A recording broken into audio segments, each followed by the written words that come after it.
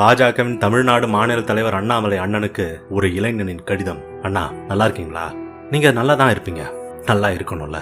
என் பேரு மதன்னா, எனக்கு இப்போ 20 வயசுங்கண்ணா. இங்குதான் சரவணம்பட்டி தான் என் ஊரு. சூலூர்ல அப்பா மெக்கானிக்கல் டூல்ஸ் பண்ற கடை வச்சிருக்காரு. அம்மா சின்னதா மிஷின் போட்டு தறி ஓட்டுறாங்க. முதல் தடவையா ஓட்டு போட போறாங்க. இன்னும் நல்ல ஞாபகம் இருக்குங்க. ஒரு 10 வருஷத்துக்கு முன்னாடி இதே கோயம்புத்தூர்ல என் ஃப்ரெண்டு வீட்டுல நான் விளையாடிட்டு இருந்தேன். அப்போ காவி துண்டு போட்டுக்கிட்டு 4 அண்ணனுங்க வந்து, மோடிஜி பிரதமர் ஆகிட்டாரு தம்பி, ஓ எதிர்காலம் ஜாம் ஜாம்னு இருக்குன்னாங்க. லட்டு எடுத்துக்கங்கன்னு கொடுத்தாங்க. சின்ன பசங்களை கூட மரியாதையா பேசி பார்க்கவே ரொம்ப தன்மையா இருந்துச்சு. நான் பார்த்த அரசியல் நிகழ்வு இதுதாங்க.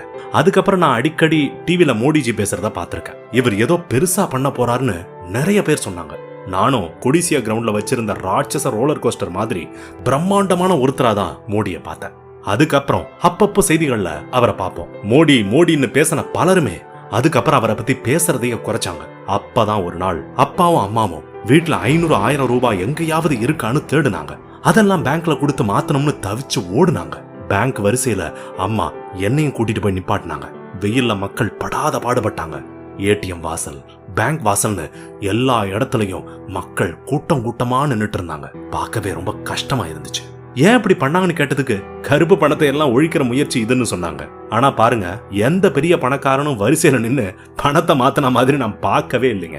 ஒருவேளை அவங்க எல்லாம் 10 ரூபா நோட்டா வச்சிருந்தாங்களான்னு தெரியல. திடீர்னு ஒரு நாள் பழனி அம்மா பாட்டி சுருக்கு பையில வச்சிருந்த 500 ரூபா தாளை மாத்தாம விட்டுட்டேன்னு கலங்கி அழுதது எனக்கு அப்படியே மனசுலயே நின்னு போச்சு. கொஞ்ச நாள் கழிச்சு பார்த்தா பெரிய பெரிய பணக்காரங்கள்லாம் வெளிநாட்டுக்கு காசு வாங்கிட்டு தப்பிச்சு போயிட்டாங்கன்னு சொன்னாங்க.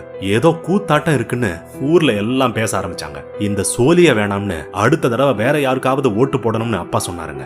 ஆனாலும் சிலர் இந்த ஒரு ட்ரிப் மிஸ்டேக் ஆகாம இருக்குன்னு சொன்னாங்க. அவருக்கே ஓட்டும் போட்டாங்க.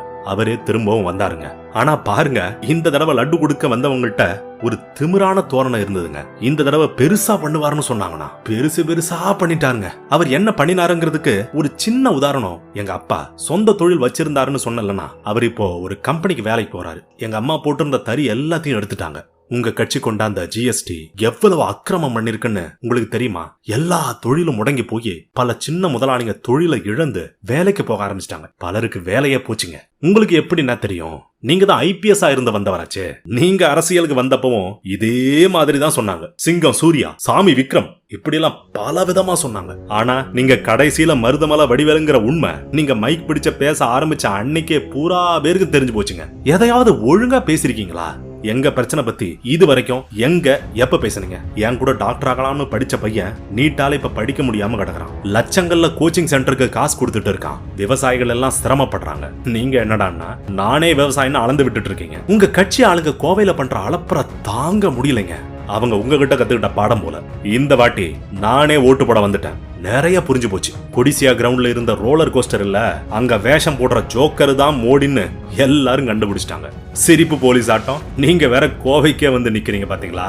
எவ்வளவு எகத்தாலும் உங்களுக்கு. முன்னாடி சொல்லுவாங்க, வேலை இல்லாதவன் கோவைக்கு போனான்னா என்னமாச்சும் பண்ணி பொழைச்சுக்குவான்னு. இன்னைக்கு கோயம்புத்தூர்கார என்னமாச்சும் பண்ணி பொழைச்சுக்க வேற ஊர் போயிட்டு இருக்கான். இந்த பிரச்சனை எல்லாம் தீக்காம நாங்க மறக்க நினைக்கிற பல விஷயங்களை ஞாபகப்படுத்தி எங்களையும் எங்க இஸ்லாமிய சகோதரர்களையும் பிரிக்க பாக்குறீங்க. எதுக்கு இந்த மானங்கட்ட பொழப்பு உங்களுக்கு? இதுதான் இங்க இப்ப பிரச்சனையா? ஊர்ல சிகரெட்டு, பீடி குடிக்கிறது, தண்ணி போடுறது எப்படி ஆகாத பழக்கமோ அது மாதிரி ஆகி போச்சு பிஜேபிக்கு ஓட்டு போடுறதும். அதனால ஓட்டு கேட்கலாம் வந்துடாதீங்க. டீசல் செலவு உங்களுக்கு மிச்சம். 500-1000க்கு எங்க அப்பா ஆத்தால நிக்க விட்டீங்கல்ல அண்ணாமலைனா, இப்ப நாங்க வந்துட்டோம் ஓட்டு போட. உங்களுக்கும் சரி உங்க மோடிக்கும் சரி ஓட்டு கிடையாது. கோயம்புத்தூர் மண்ணுல தாமரைக்கு வேலை இல்ல. நீங்க கிளம்புங்க, காத்து வரட்டும், எங்க வாழ்க்கையும் திரும்ப வரட்டும். இப்படிக்கு கோயம்புத்தூர் மண்ணின் மைந்தனுங்க